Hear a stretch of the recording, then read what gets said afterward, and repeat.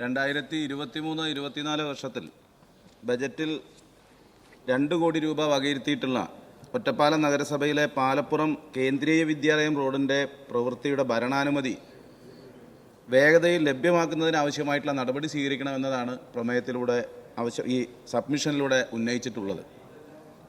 പ്രതിദിനം ആയിരക്കണക്കിന് യാത്രക്കാർ സഞ്ചരിക്കുന്ന ഒറ്റപ്പാലത്തെ ഏറ്റവും പ്രധാനപ്പെട്ട ഒരു ഗ്രാമീണ റോഡാണ് കേന്ദ്രീയ വിദ്യാലയം റോഡ്. ആ റോഡിൽ LSGDയുടെ അധീനതയിലുള്ള റോഡായതുകൊണ്ട് DPR തയ്യാറാക്കുന്നതിന് പ്രയാസമുണ്ടെന്ന് അറിയിച്ചതിൻ്റെ ഭാഗമായി PMC വ്യവസ്ഥയിൽ ഈ പ്രവൃത്തി മുന്നോട്ട് കൊണ്ടുപോകുന്നതിനാവശ്യമായിട്ടുള്ള നടപടി സ്വീകരിക്കണമെന്നാവശ്യപ്പെട്ട് 11/7/2023 LSGD എക്സിക്യൂട്ടീവ് എഞ്ചിനീയർക്ക് കത്ത് കൊടുത്തിരുന്നു. അതിൻ്റെ അടിസ്ഥാനത്തിൽ നിരവധി നടപടിക്രമങ്ങൾ പൂർത്തീകരിച്ച് ഇപ്പോഴത് AS ആകുന്നതിനാവശ്യമായിട്ടുള്ള നടപടിക്രമങ്ങൾ അത് ആ ഘട്ടത്തിലെത്തി നിൽക്കുകയാണ് സർ.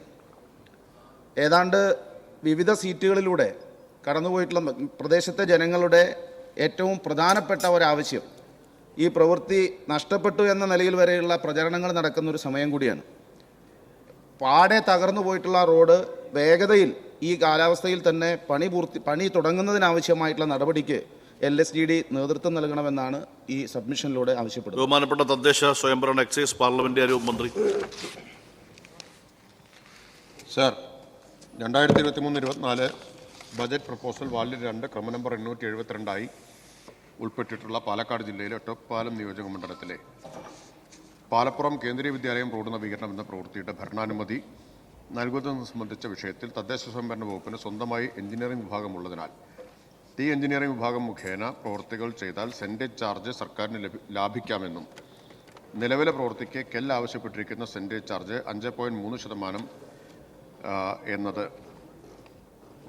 28/4/2021 ഉത്തരവ് ഖണ്ഡിക 7 പ്രകാരം അനുവദനീയമല്ലാത്തതിനാൽ ഈ പ്രവൃത്തി KEL മുഖേന നടത്താൻ തീരുമാനിക്കുകയാണെങ്കിൽ ഉത്തരവ് പ്രകാരം സെൻറ്റേജ് ചാർജ് പുനഃപരിശോധിക്കണമെന്നും ധനകാര്യ വകുപ്പ് അഭിപ്രായപ്പെടുകയുണ്ടായി.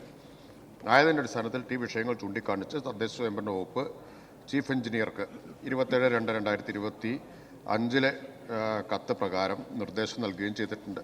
തുടർന്ന് പ്രസ്തുത പ്രവൃത്തിക്ക് ഭരണാനുമതി നൽകുന്നത് സംബന്ധിച്ച് ഉത്തരവിനായി ഫയലിൽ തുടർ നടപടികൾ സ്വീകരിച്ചു വരികയാണ്.